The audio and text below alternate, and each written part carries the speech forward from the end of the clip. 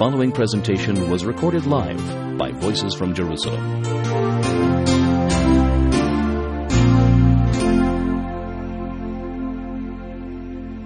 We left off at the giving of the Torah at Mount Sinai, which again, super quick review, is the high point of Jewish history. It's when we as a people become a nation dedicated to a mission, rededicating ourselves to the same mission that our great-great-grandfather Abraham committed to. Okay? And we also said that at that period of time, the first thing, what does Moses come down the mountain with? He spends 40 days up there learning Torah. What does he learn? He doesn't come down with the Torah scroll with the 5 books of Moses. That, we say, is not completed till Moses' death. Rather, he comes down with not just the 10 commandments, but the 613 commandments and the principles of how to apply them. The oral law. You can't live as a Jew without the oral law. I cannot stress the importance of the oral law in Jewish history. The story of the survival of the Jewish people is going to be, to a large extent, the story of what's called Shalshelet HaKabbalah, the transmission process of Torah from one generation to the next, which we have graphically put at the bottom here. One of the great things about our little chart here, you'll see as we go along, we put in where all the different pieces of Torah, all along the bottom, are going to be added in. And we'll explain each of them as we go. He came down with the oral law only. With the oral law only. The written law is going to be written over the 40-year period. 5 books of Moses, which again are not the books of Moses. The 5 books of Moses, the scribe, is dictated by infinite creator of the universe, God. Very important to understand this, not just for Jewish history, but for the whole concept of what is Torah.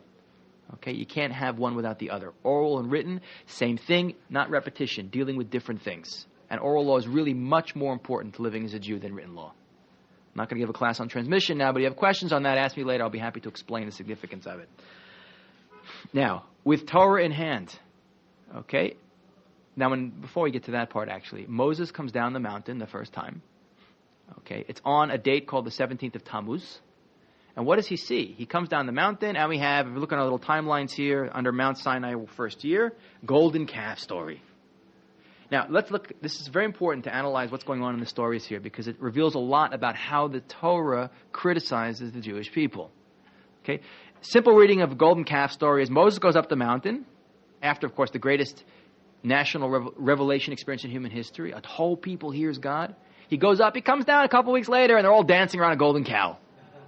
Now, I certainly, if I had seen the infinite creator of the universe speak to me, and I heard him say, I am God, don't worship anything else, I don't think I would be stupid enough to be jumping around like in some sort of orgiastic party around a golden cow.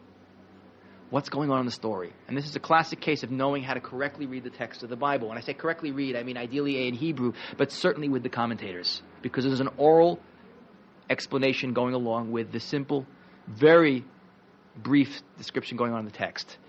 Moses comes down the mountain. Are all 3 million Jews dancing around a golden calf? No. The commentators say it's 3,000 Jews, 3,000 people, mostly the Erev Rav, the mixed multitude of individuals who left with the Jews because they were so blown away by all the cool pyrotechnics, sound and light shows, special effects in Egypt. Now, what percentage of 3 million is 3,000? 10% of the Jews would be what? 300,000. 1% would be what? 30,000. So what is 3,000? A tenth of 1%, which means 99.9% of the Jews are doing nothing. Wrong. Yet, if you look at what God says, it's like some old Western John Wayne movie. God says to Moses, like, stand aside, I'm going to level these guys. And Moses has to go and fight for the Jewish people and don't do it. Yes, sir. But why would it, I can't remember exactly the written part of the Torah which talks about it, but I think that it seemed like it wouldn't be too much to have said, like, not all of Israel did it. You know what I'm saying? So Max is asking an excellent question. And the reason is it's deliberately, it's not that God has to be super succinct when he writes. The message, and if you get to the next point, I think it'll become clear. Hear Max's question? He's saying, God could add in a couple of words, it was only a few people. But that's the whole, as we say, the kunst. That's the whole point of what's going on here. One of the most fundamental ideas you guys have to understand, because it's A, basic to understanding Jewish history, B, totally basic to understanding how to read the Bible, and C, absolutely fundamental to understanding Jewish worldview, is the notion of accountability and responsibility. What's the purpose of the written Bible? Okay, it's not there to stroke the collective ego of the Jewish people. Okay, if you want to know why Jews are so neurotic, you read the Bible. There's so much it's like having the ultimate Jewish mother up in heaven. I can't take it anymore. You make me sick. It's exactly, you ever get like, you annoy your mother so much, she says, you're driving me crazy. You never listen. Everyone's parents, I'm sure, said that at one time. You never listen to me. Now, I'm sure every kid, even the worst kid, listens to their mother at some time. Probably most of the time, but sometimes, you're giving your parents a real hard time, they lose it. Now, God isn't losing it with the Jewish people. But there's a point here. The purpose of the Bible is it's an instruction book. God wants to hammer home a point. Now, it's an interesting point in sociology. If you look at family relationships, much worse than having a father who might be a little abusive is what? Having a father who doesn't care at all. Real sociopathic kids, like people who would shoot you just as soon as look at you, and you have such people, unfortunately, almost are all products, not so much of abused homes, but like total and complete neglect. Punishment, having a father who like gives you, rules and boundaries and cares about what you do and holds you accountable is a sign of love. I care about you. And by the way, a loving parent also doesn't say, yes, you can have your 15th helping of cake because I love you and want to do everything for you. A real loving parent gives you what you need. Okay, very important. We're talking about relationship here between God and the Jewish people. Okay, the purpose of the Bible is to teach us. God holds us to a very high standard because he wants us to get our act together because we have a unique responsibility in human history. If we don't do it, it doesn't get done. The world won't get perfected without the Jews. And if, God forbid, we blow it, all of humanity, not just the Jewish people, is going to be doomed.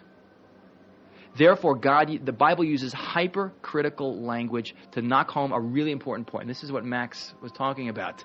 It's the idea of two things. One is according to your level of knowledge is your level of responsibility. Okay? People in positions of a lot of power, their mistakes have huge consequences. Like a great example, a Bill Clinton, who's not a great man, but a man in a tremendous position of power. Because he can't control his libido with Monica Lewinsky, it affects the entire world. People say it does. It affects the stock market. The U.S. stock market's affected. The whole world's economy is affected. It affects a lot of stuff. It doesn't just make good junk reading on the internet. Okay? People in positions of responsibility, their mistakes have huge impact. Certainly the Jewish people are historically, we as a nation have the position of ultimate responsibility in human history. And not only that, and this is the next step, according to your level of responsibility is your level of accountability. Okay? The greater you are, right, the bigger the impact of your decisions, and your decisions will have a huge impact. So we're held to an extremely high standard in the Bible, which means that the criticism leveled out against us is going to be super strong. I expect a tremendous amount from you guys. You blew it. And which brings us to the last little piece that you need to fit in to make sense of this way we're criticized. It's the notion of Kol Yisrael Arevim Zeh Lezeh, one of the most fundamental ideas in Torah, which is that every Jew is a guarantor for every other Jew. We have to look at ourselves, both in history and in general Jewish worldview, as we're all cells in one giant body. And it can't be like, oh, my hand's rebelling, it's stealing, I want to stop it. If part of the body does something wrong, the whole body is held accountable. Judaism teaches you're part of the problem or you're part of the solution, and you have a legal obligation to be part of the solution. If you stand by and watch, we have numerous examples of this. All kinds of stories we'll talk about. Jump ahead a little bit in Jewish history. We'll see. I'll point out as we go a couple of stories that really illustrate this. This is one of many.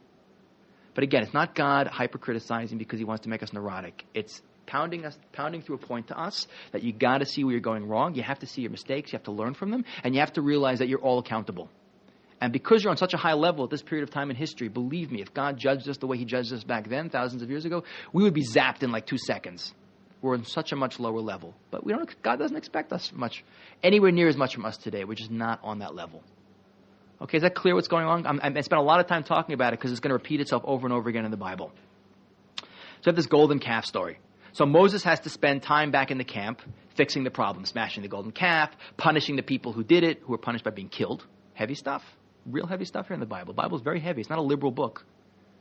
It's full of mercy and all kinds of stuff, but it's the idea of consequences. You blow it, mistakes have consequences. One of the biggest problems, I think, in the world today is that people, you can't hold him accountable. He's a product of society. His mother wasn't nice to him. His father beat him, so he became a psychopathic killer, and we can't even put him in prison because he's not at fault.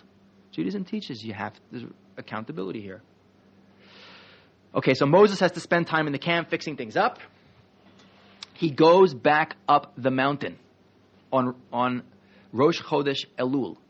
Okay? Elul is the month before Rosh Hashanah. Okay? Before the first of Tishrei, the beginning of the Jewish year. He spends 40 days on the mountain again. He lost all the Torah. When he comes down the mountain, right, he smashes the tablets. He He has to go back up. He forgot all the Torah he learned, which is a very powerful lesson there also about, if the rest of the Jewish people are blowing it, Moses is not going to have it either. He goes back up. He spends 40 days repeating the same thing. He comes back down with a second set of tablets. When he comes back down with a second set of tablets, it's a clear sign that God has forgiven the Jewish people. What's the day Moses comes back down on? Yom Kippur. That's the first. Remember we said all Jewish holidays are tied to? They're opportunities for growth, but they're tied to specific historical events. This is where the power of tshuva comes in Jewish history, on that Yom Kippur. He returns with the second set of tablets. Okay?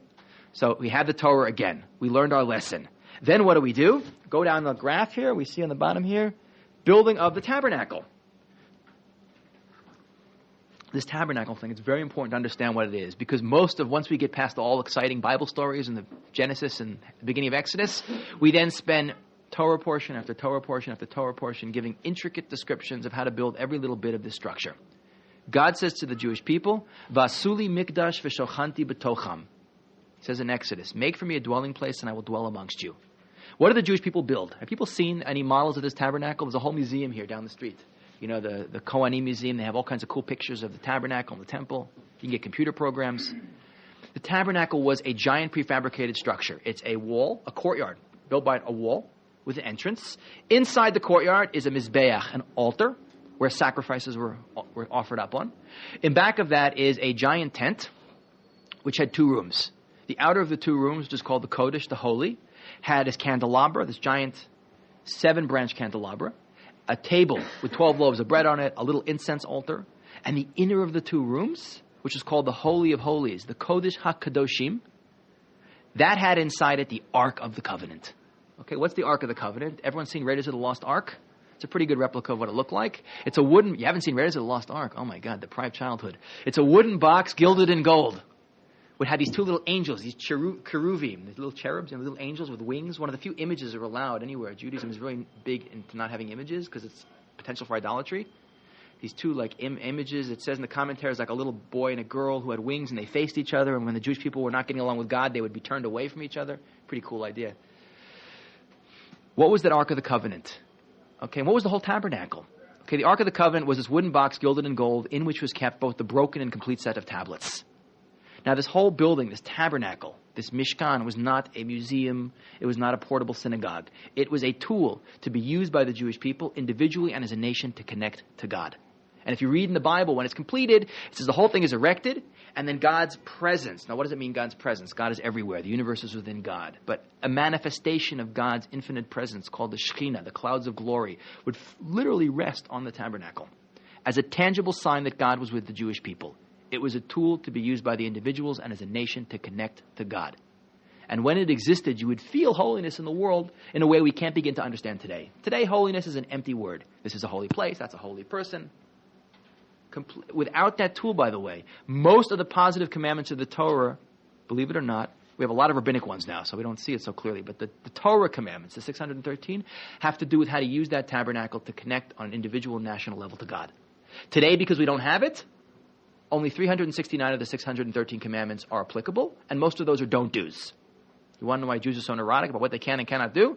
It's mostly because they don't have a tabernacle. It's a huge, and the loss, by the way, of that structure has tremendous implications for our ability to relate to God and our ability to fulfill our mission as a people, which is why the rebuilding of the temple, when we talk about God should rebuild Jerusalem and you pray 3 times a day, you could build all the nice hotels and highways and everything you want in Jerusalem and malls and stadiums.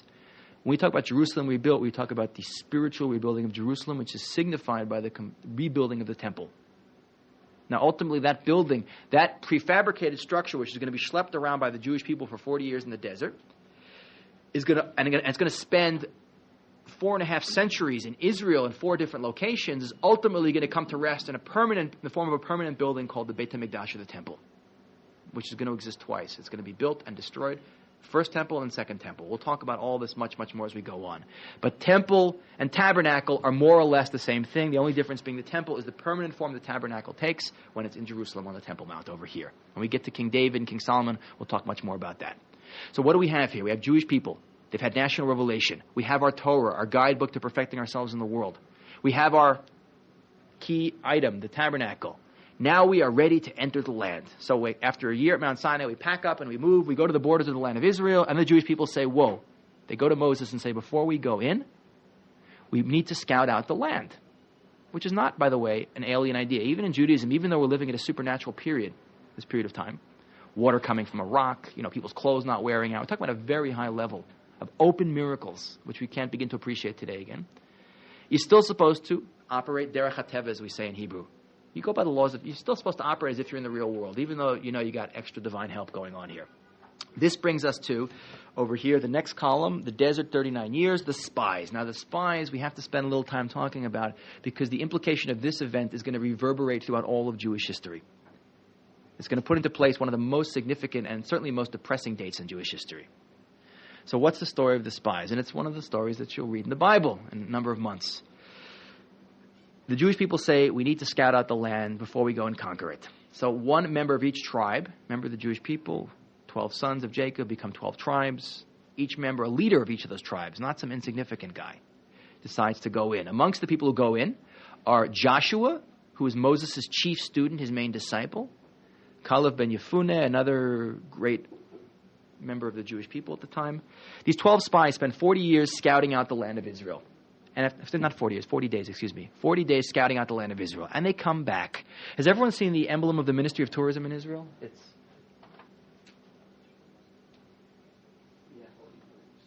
Right? It's those two guys, the two guys holding the big cluster of grapes. Carmel wine, the guys face the other way, but they use the same emblem.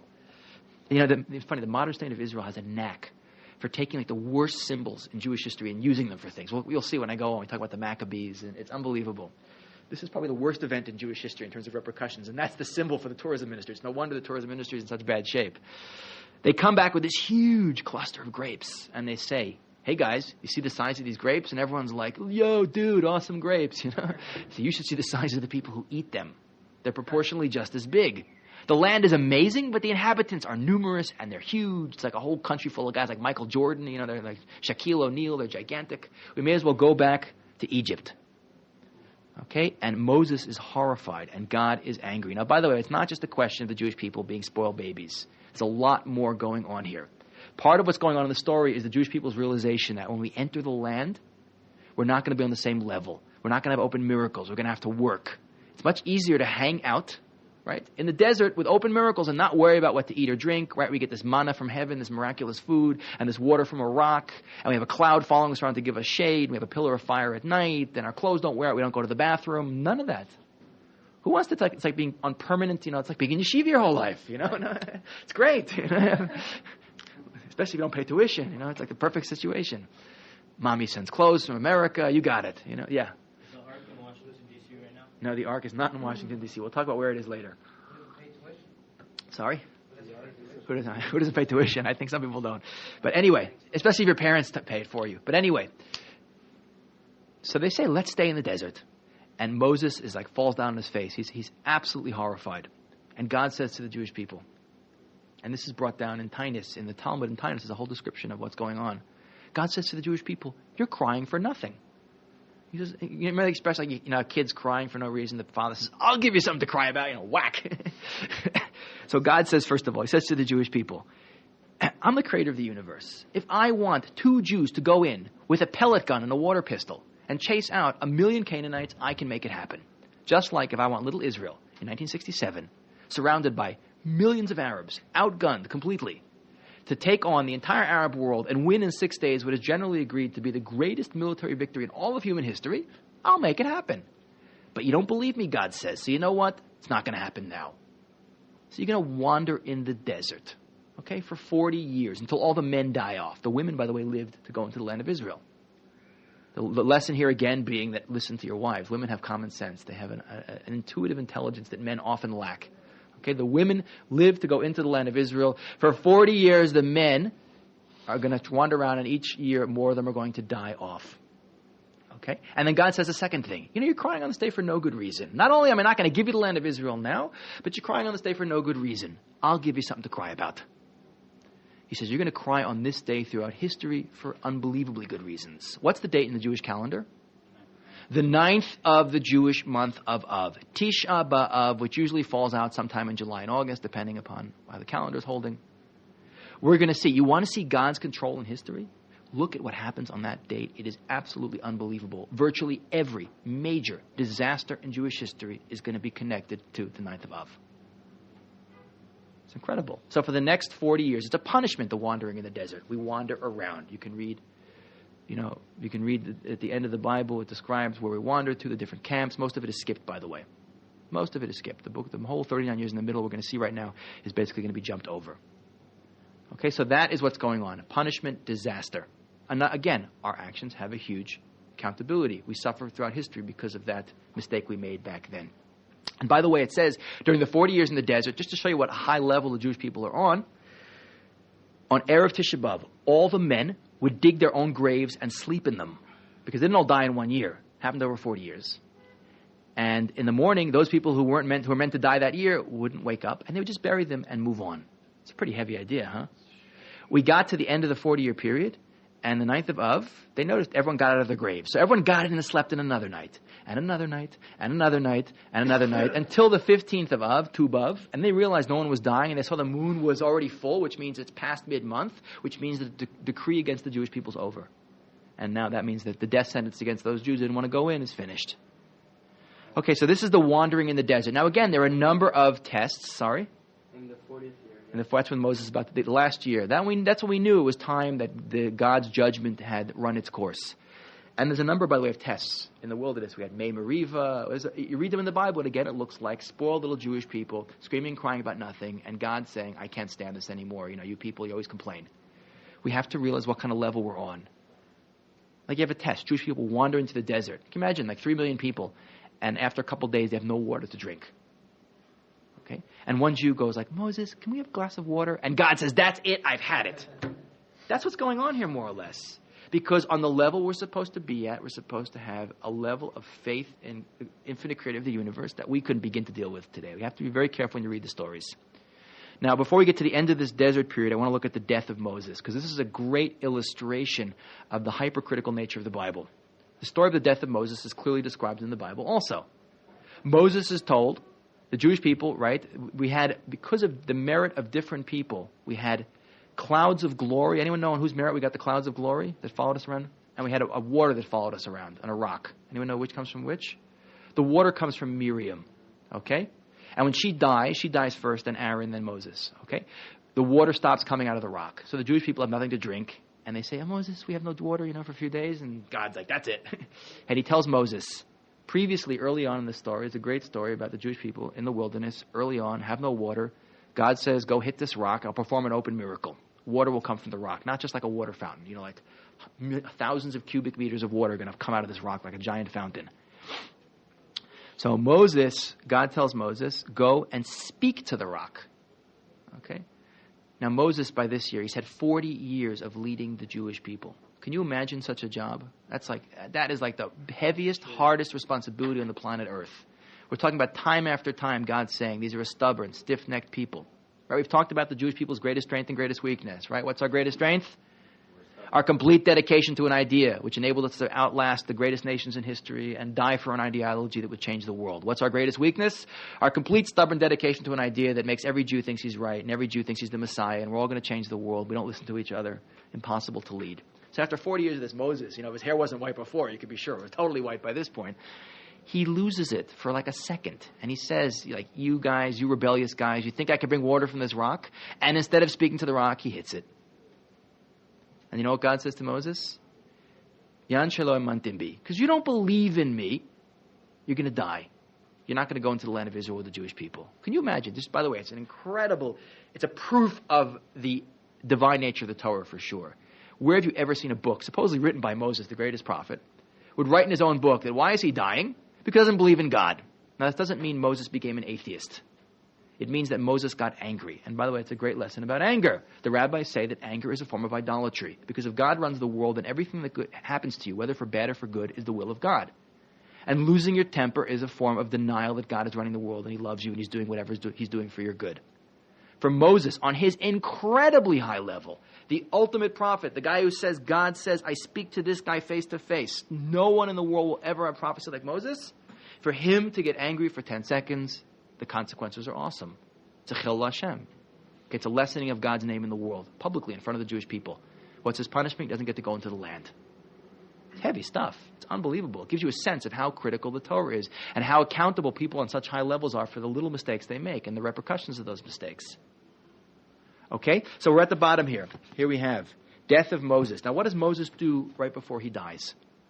He finishes writing down the 5 books of Moses, which again are not his original creation. It's God dictates them to him.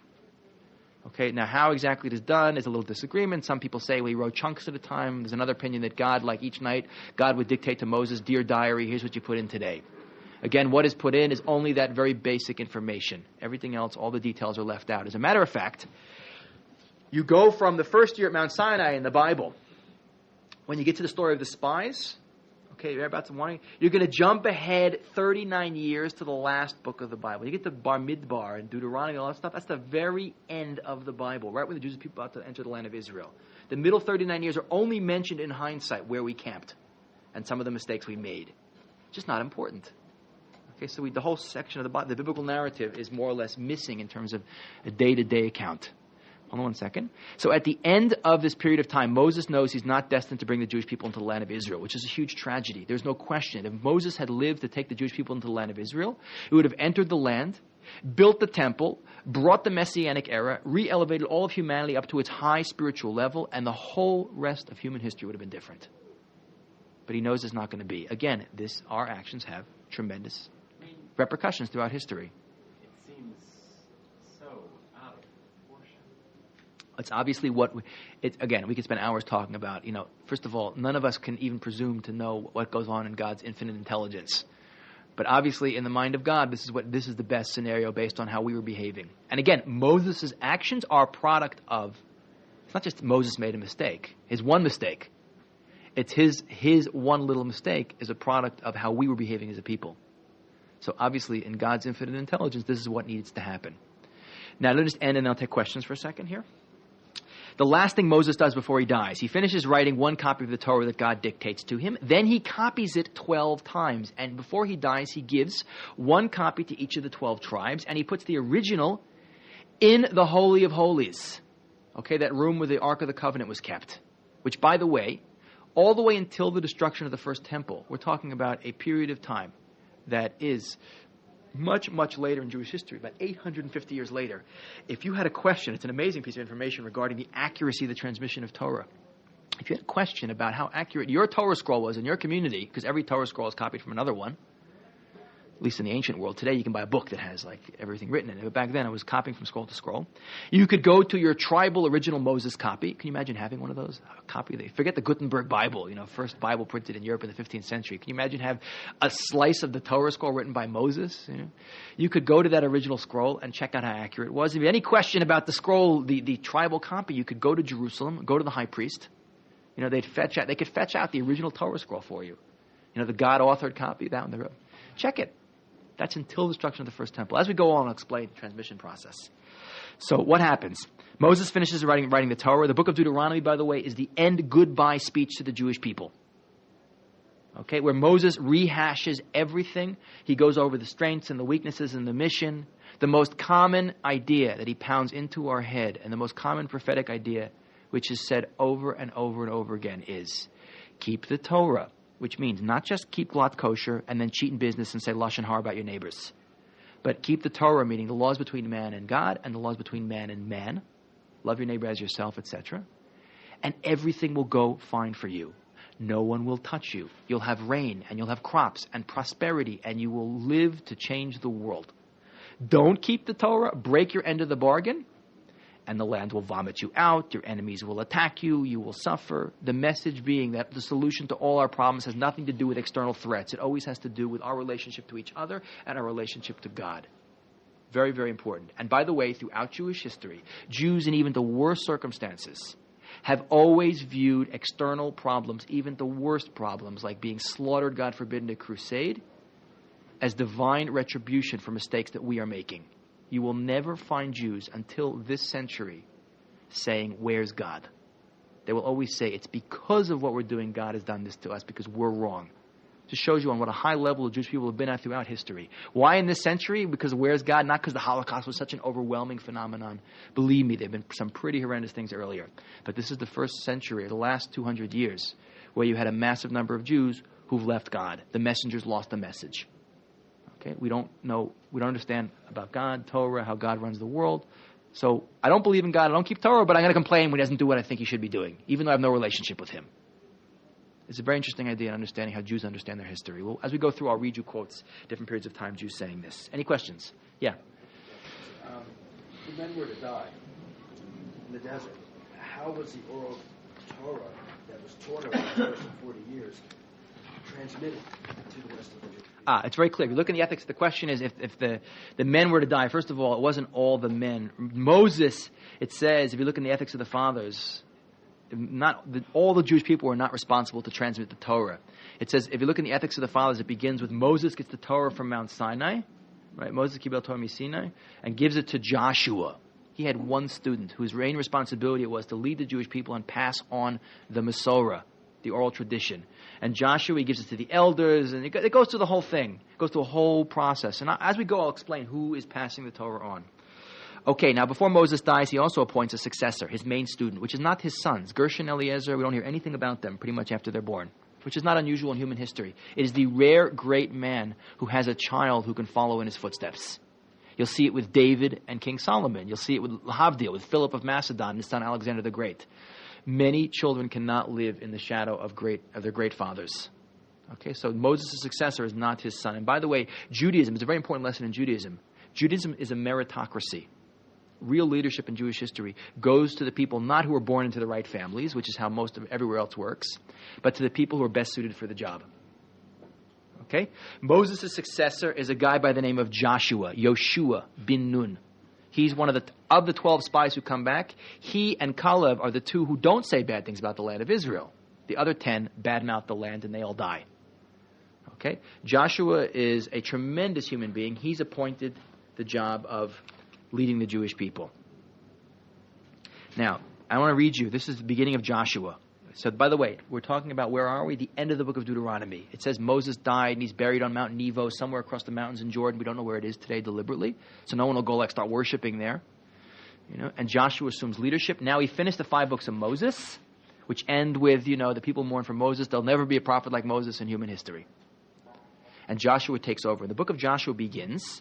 It says, and it was after the death of Moses, the servant of the Lord, that the Lord said to Joshua the son of Nun, Moses' minister, saying, Moses my servant has died, and now arise and cross the Jordan, you and all this nation, to the land which I give the children of Israel. Every place on which the soles of your feet will tread I have given to you, as I have spoken to Moses. No man shall stand up before you all the days of your life. As I was with Moses, so shall I be with you. I will not weaken my grasp on you, nor will I abandon you. Just be strong and very courageous to observe and do in accordance with all the Torah that Moses my servant has commanded you. Do not stray therefore right or left, in order you will succeed in whatever you go, and wherever you go. And that's a great piece of wisdom for all of us throughout history. Just keep the Torah, and the land which I, the creator of the universe, promised to your forefathers and to Moses, you can go in and inherit. So now we're in the book of Joshua. Now, by the way, the book of Joshua is extremely important for a couple of reasons. The first and foremost reason is it describes the conquest and settlement of the land, which is in a very significant period of Jewish history. And the second thing is because, most importantly of all, it gives us the biblical boundaries of the land of Israel. There's a lot of battles in there and fighting in this, but the most important thing it's there for is to tell us what is the real estate that God, the creator of the universe, gives us. Now, who's living? Let's zoom out for a minute. Who's living in the land of Israel at the time? Okay. Now, we do have, in the Middle East, we have Egypt is still around. We talked about them. There is an Assyrian Empire, which is going to be, by the way, to a large extent on the wane in the next couple centuries.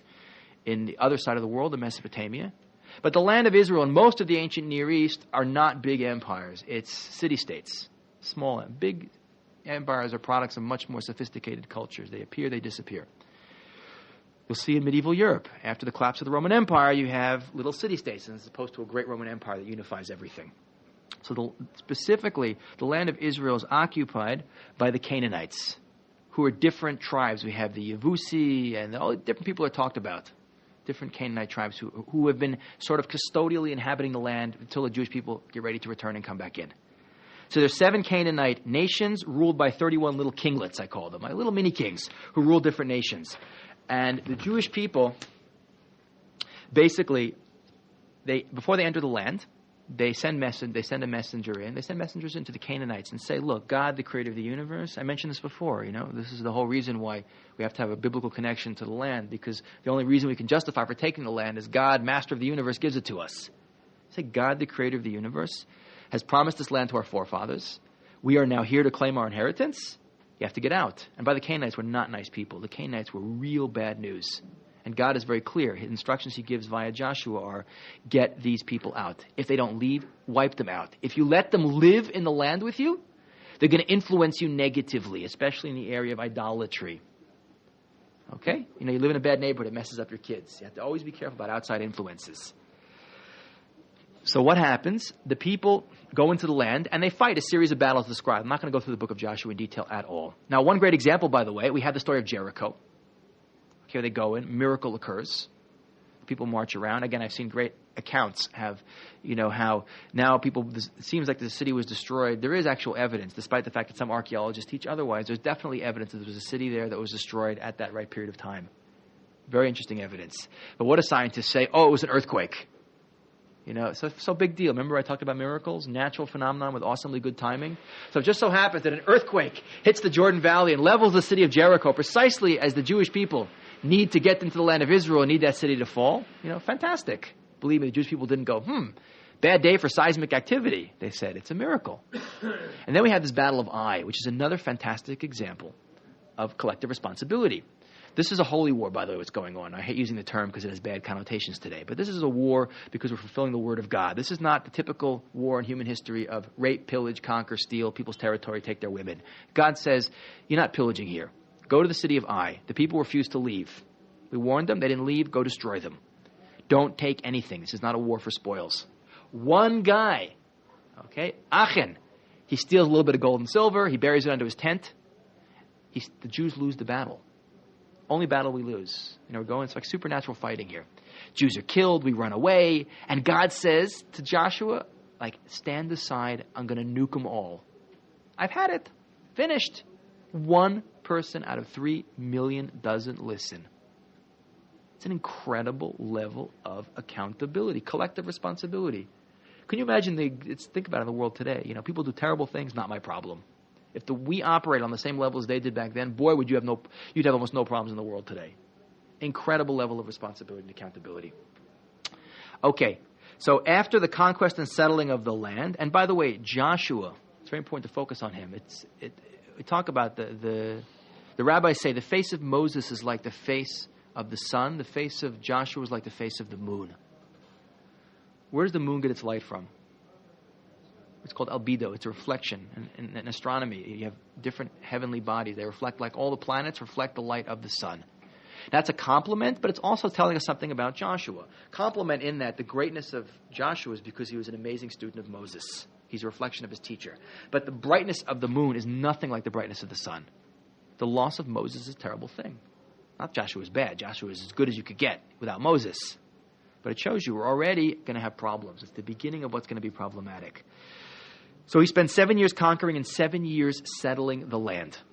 Okay, that's the description in the book of Joshua. You can read it on your own. You can get nice versions of it in the Living Torah. They have maps of where the battles are taking place, etc. Okay, after this period of time, each tribe in Israel is given a specific geographic portion of the land of Israel. It's kind of like, imagine a father has 50 sons, giving them each a state in the United States. The question is, who would want Arkansas, But anyway, no insulting our president. But,